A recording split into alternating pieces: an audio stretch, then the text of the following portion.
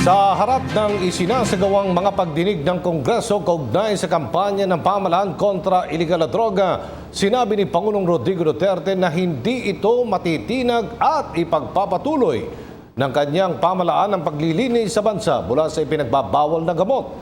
Ayon sa Pangulong Duterte, ang ginagawang ito ng pamahalaan ay para sa kinabukasan ng susunod na henerasyon. May report si Joy Gumatay. Muling binigyang diin ni Pangulong Rodrigo Duterte na gagawin niya ang lahat para matuldukan ang problema ng iligal na droga sa lalong madaling panahon. Ito ay matapos niyang humingi ng dagdag na kalahating taon mula sa ipinangako niyang 3 hanggang 6 na buwang panahon sa taong bayan upang tuluyang maging drug-free country ang Pilipinas.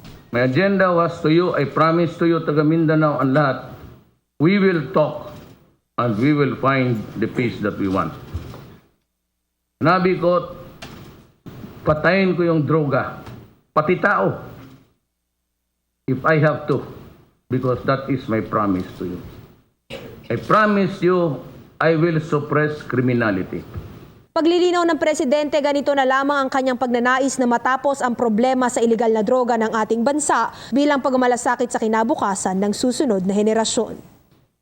Sabi ng PDEA 3 million, tapos may nadagdag na 700,000. So that make it 3,700,000. What can they do? They can always distribute drugs every day and put in jeopardy the generation, anak ninyo, pati yung mga anak nila. At hindi ko gagawin yan.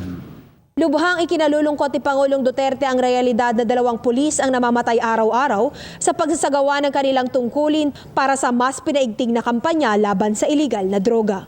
Kaya naman upang hindi masayang ang sakripisyo ng ating kapulisan at lahat ng katuwang ng ating pamahalaan sa giyera laban sa droga, mananatiling matibay ang paninindigan ng ating Pangulong tuldukan ang kalakaran ng droga sa Pilipinas sa loob ng 6 na buwan hanggang 1 taon.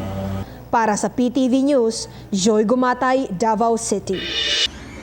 Ako po si Cathy San Gabriel. Subscribe na sa PTV YouTube channel. I-click lang po ang subscribe button.